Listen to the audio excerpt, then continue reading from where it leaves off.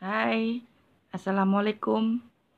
Salam sehat selalu kepada peserta didik baru. Kita masuk ke kelas ilmu pengetahuan sosial.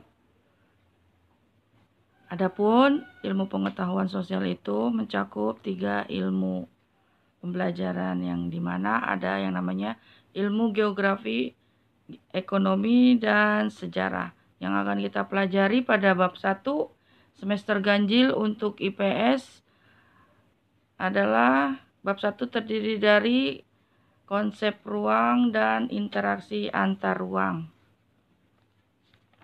Adapun tujuan pembelajarannya yang pertama adalah siswa mampu menjelaskan ruang lingkup, ruang, dan interaksi antar ruang, menjelaskan letak dan luas Indonesia, menjelaskan potensi Indonesia berupa sumber daya alam dan perairan, mengidentifikasi dinamika kependudukan di Indonesia, dan siswa mampu mengidentifikasi keadaan alam Indonesia.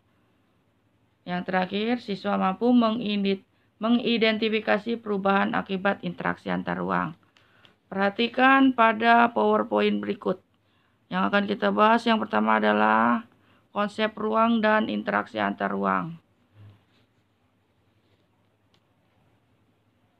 Jelaskan apa yang dimaksud dengan ruang. Ruang adalah, kita baca sama-sama, tempat di permukaan bumi, baik secara keseluruhan maupun hanya sebagian, yang digunakan oleh makhluk hidup untuk tinggal. Dan ruang bisa mencakup berbagai hal, diantaranya adalah udara, lapisan atmosfer, terus perairan. Perairan itu ada laut, sungai, dan danau. Dan di bawah permukaan bumi itu ada air dan tanah, sampai ke batuan, sampai pada lapisan tertentu yang menjadi sumber daya bagi kehidupan dan berbagai organisme atau makhluk hidup juga merupakan bagian dari ruang. Selanjutnya, adapun ruang adalah tempat di permukaan bumi, baik secara keseluruhan maupun sebagian. Misalkan ruang kelas. Apa saja yang terdapat di ruang kelas? Ya, seperti contoh misalnya di ruang kelas itu terdapat yang namanya lantai, langit-langit, meja dan kursi, dan sebagainya ya. Ada papan tulis, ada makhluk hidup juga. Makhluk hidup itu termasuknya siswa yang belajar di dalamnya. Selain itu ada juga lapisan udara yang gunanya untuk bernapas bagi makhluk hidup tersebut. Paham sampai situ pengertian ruang dan tempat di permukaan bumi. Dan setelah itu slide yang ketiga. Setiap ruang memiliki karakteristik yang berbeda dengan lainnya.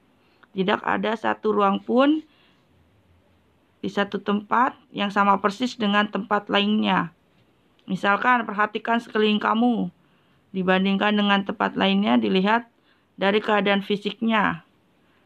Dari tanah, air, bebatuan, tumbuhan, hewan, maupun keadaan masyarakatnya. Ya, untuk supaya lebih mudah dan mempelajari konsep ruang, yaitu sebagai berikut. Ruang tidak hanya terbatas udara bersentuhan dengan bumi, tetapi lapisan atmosfer atau lapisan udara terbawah yang mempengaruhi permukaan bumi. Setiap ruang di permukaan bumi memiliki karakteristik atau ciri khas yang berbeda satu dengan yang lainnya. Ruang tidak berdiri sendiri. Kejadian di suatu ruang mempengaruhi ruang lainnya. Ruang merupakan tempat segala peristiwa terjadi. Sampai di situ dulu. Kita lanjutkan kembali.